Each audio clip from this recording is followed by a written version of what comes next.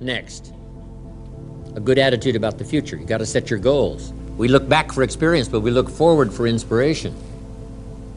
We must be instructed and inspired. No better inspiration than to set your goals. I started this process when I was 25. Literally rocked my world, changed my life. I had no idea it was so simple. Here's how simple it is. Decide what you want, write it all down. Make a list of the people you want to meet. Make a list of the books you want to read. Make a list of the classes you want to take. Make a list of the skills you want to learn. Make a list of the cities you want to visit. Make a list of the investments you want to have. Just make these lists. Here's the next key now. Start checking them off. Put a lot of little things on some list so you can start checking off something right away. That's part of the fun. Here's what's next. If you check off something major, celebrate, because that inspires you to make a longer list of goals. And put everything on your list, little things, insignificant to someone else, important to you. I put a little revenge on my first list. My mentor said it was healthy. Some of the people who said I couldn't succeed, kid from the farms of Idaho, they went on my list. Couldn't wait to get my new car, drive it up on their lawn. Say, oh, pardon me, here's the money to have it fixed. Just little satisfactions. My Japanese friend, Toro Ikeda, San Jose, California, put on his first list, a Caucasian gardener. Way back then, everybody had a Japanese gardener. Everybody, Japanese gardener. He said, I'm Japanese, I'm gonna have a Caucasian gardener. Okay, little satisfactions, right? Set your goals, decide what you want, write it down, start checking them off. It's powerful stuff. Next, it's how you feel about everybody.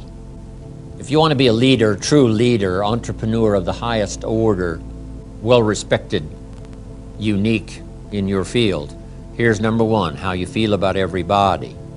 And this is philosophical as well. You cannot succeed by yourself.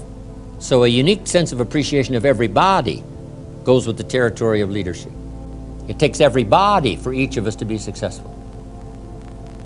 One person doesn't make an economy. One person doesn't make a symphony orchestra. It takes everybody. For this gathering today, all of you had to be here to make this gathering. Everybody.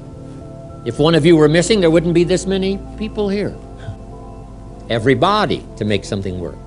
For the office, whatever, the enterprise takes everybody. The gift of America is everybody who came over the last 200-300 years, bringing with them their gifts.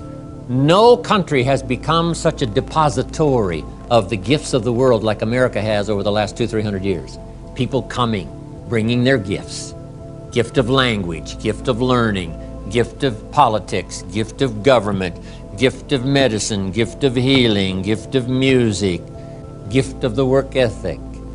All this came in steady streams from all over the world, making us unusual because of the gifts that were brought.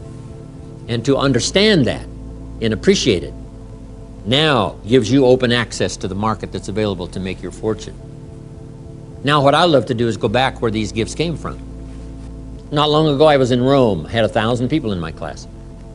Someone suggested, Jim Rohn loves the music of Andrea Bocelli, the blind opera singer from Italy. So when they introduced me, I walked to the podium and all 1,000 of these Italians stood up and sang for me one of Andrea Bocelli's songs in true Italian style, tears. I described it to my grandchildren later. I said, here was the scene, a choir of 1,000 and an audience of 1. And that was me. I thought, here's where some of these gifts came from. The gift of poetry, the gifts. So learn to appreciate the gifts. Now the last attitude is how you feel about yourself.